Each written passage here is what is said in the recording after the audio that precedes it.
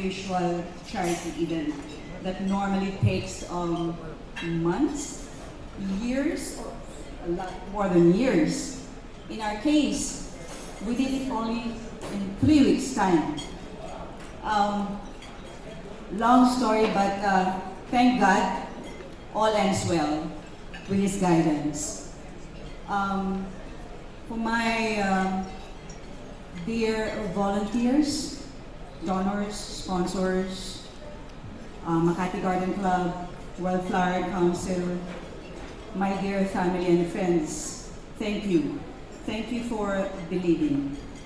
Moving forward, I would like to first acknowledge Ambassador Constancy of Singapore. Please stand.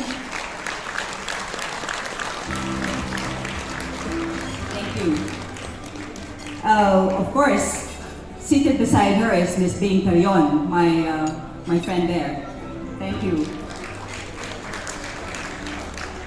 And next to her is Tito Tony Meloto for everyone. Gawad Kalinga. Thank you.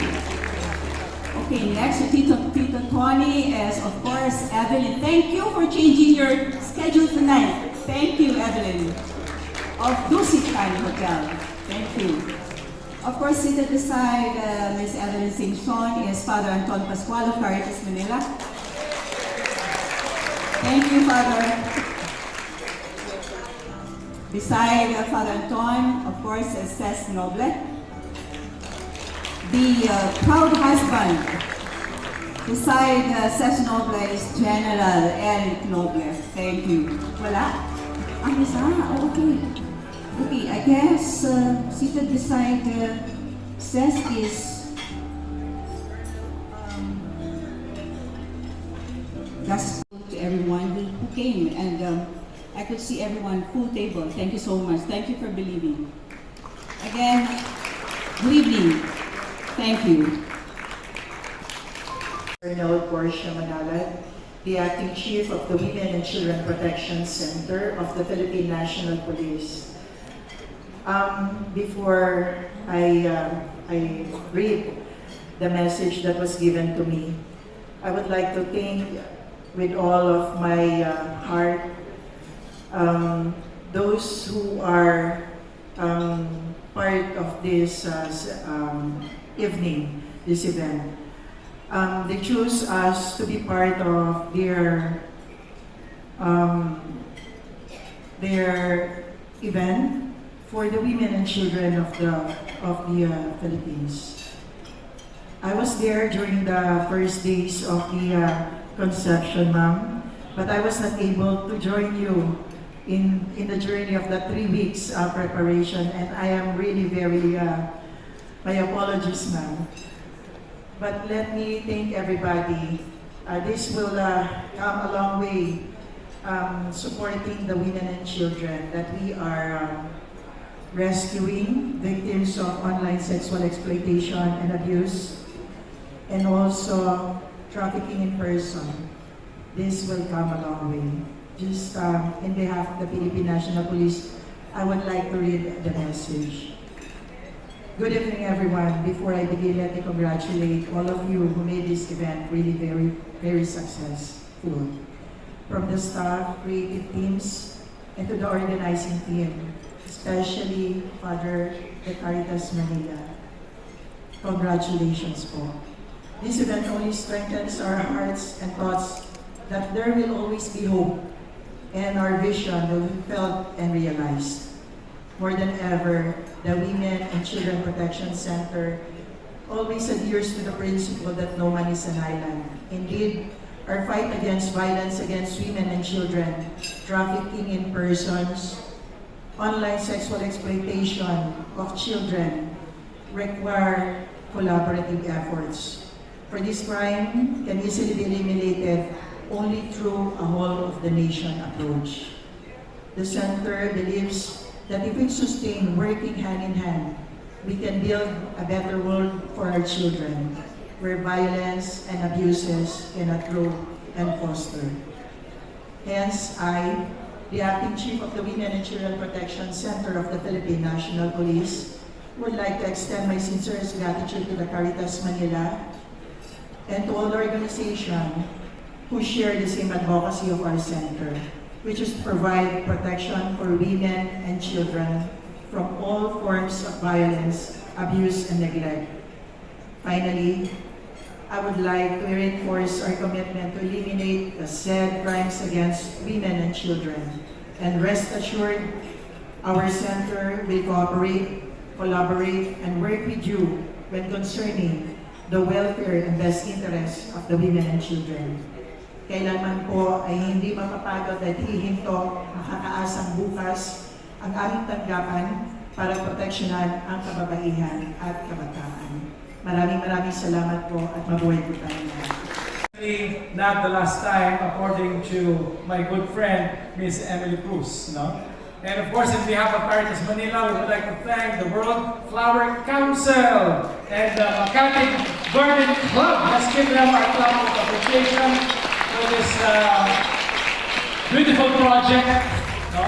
And we'd like to thank also not only my good friend Emily Cruz, no, who brought everything together, Ces Noble, Susan, no, and all the rest of the volunteers that offered their time, talent, treasure to make this event a successful one. Let us give them once more our clap of appreciation. And of course, what makes this beautiful is the presence of you, brothers and sisters, your donations, your love, your compassion in our project, Nature in Passion with Compassion. And I just would like to share with you some thoughts. This project, RJ Ministry of Caritas Manila. Of course, you know Caritas Manila celebrates this year our 70 years. It was started in 1953 by the Catholic Church in the Archdiocese of Manila, and we work nationwide as one of the biggest church NGO. But of course, many of you know Caritas Manila focuses on scholarship. That is our core program. We have 5,000 scholars nationwide. We believe that education is the best social equalizer. The poor are not lazy, they just lack the opportunity. Tony Meloto, my idol, is we are one together, in this campaign to eradicate poverty in our country, which is only man-made and by the power of education. You also know about Caritas Damayan. We focus on feeding and nutrition throughout the country, especially in Mega Manila. Napakataas po ng malnutrition sa Pilipinas. 30% of our children, 5 years up to 8 years old, are malnourished. 30% of our children are malnourished. This will be your teenager 20 years from now. That's why we have to say them now in the Caritas Damayan program. You know, Sinundamana, many of you are donors of Sinundamana, donation in kind, and it helps a lot of scholars and Sinundamanians, But we have a special program, a very difficult program, but not impossible. Not so many people support it. It's what you call restorative justice. We want to restore the broken, wounded relationship because of crime. We want to heal the relationship between victims and offenders, wounded seriously by crime, and to heal the community and bring them together and have the right ordering of society according to God. And we call that restorative justice. We have more failures than successes. We work with PNP, we work with Bureau of Correctional, we work with BJMP, Bureau of Jail Management Technology, and especially now in this special project, our project against cyber sex and exploitation. We're working with Colonel Portia and her team in Women's and Children Division. Let's give a clap offering once more to PNP, Colonel Portia, Police Colonel Portia, Special Ministry, difficult ministry of saving children, victims of online cyber sex. According to statistics of Interpol, ECLA, UNICEF, especially in Italy, they estimate around 2 million Filipino children and minors have been victimized by cyber sex and exploitation. Very high. The social cancer, the scourge, we have to overcome the scourge. No? That's why we thank and praise God, no, for touching your hearts, and we will have more projects like this and be reporting to you for us how do we address this very difficult cyber sex and exploitation of minors, children in our country. And the way moving forward, in my work as a priest, many of you are faith-based also. It is a spiritual warfare. There is a spiritual warfare ongoing in the world. There are wars, poverty, climate change, and also the devil is working to destroy children, families, as we know. That's why this RJ ministry is a very difficult program. It is a spiritual warfare between good and evil. And we need to be empowered by God to overcome this. Very difficult project, very, very difficult, but not impossible. Because nothing is impossible with God. Amen? And in my work, the way to move forward in our work in Caritas Manila is we have to witness to a life of compassion. That's why our organizers, led by Emily Cruz, perhaps been inspired by the Lord to use nature and fashion with compassion. Compassion is not it's not about pity. Always remember, compassion is a verb. It's an active word. Just to give you some theological background, compassion came from the Latin word patiri and Greek word patein. It is a three kind of movement. Compassion sa Tagalog, hindi po ito ay awa, Hindi po awa. Ito po ay habag, sabi ni Cardinal Chito. Compassion o pagmamalasakit ay habag, hindi awa. Awa kasi para kang indifferent, you're superior, you're detached, But compassion, the first movement is to feel what others are feeling, To be one with, to suffer with, those who are suffering and in pain. That is the movement of compassion. You are one with those who are suffering. You feel them, And the second movement, you feel the suffering that you are one with them. You are vulnerable with the vulnerable. You feel what they're feeling, that you embrace the pain. You embrace the suffering. You are one with them. You are not detached. You are not superior. You are one with their suffering. And in that movement, we are challenged to go to the third movement, that you do something concretely to overcome this evil in our society. By works of charity, by works of development, by works of justice. That's why the movement, the movement of compassion, an active word, you are one with those who are suffering, you feel them. The second movement, their pain become your pain. And the third liberating movement is you do something about it. Hindi ka lang naaawa and detach. You do something about it concretely. And if you're gonna do something about it, you look for people who will do something about it.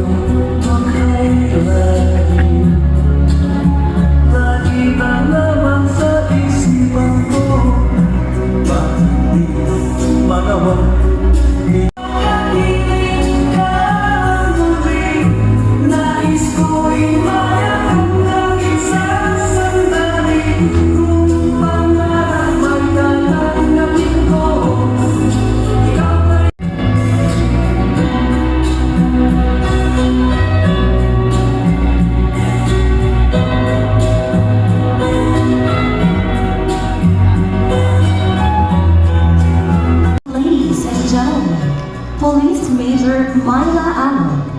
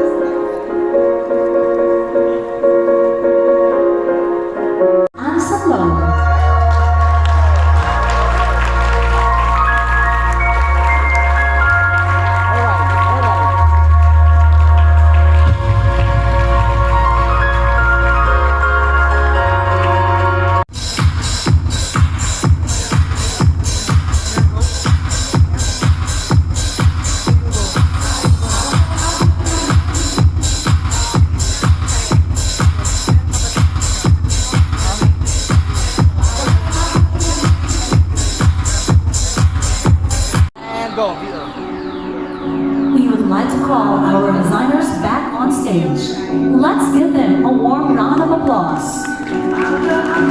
Mr. Gazolico Tanaka, Miss Susan Gonzalez, Mr. Dudoita, Miss April Wong, Mr. Anson Lowe, and Police Major Myla Allen.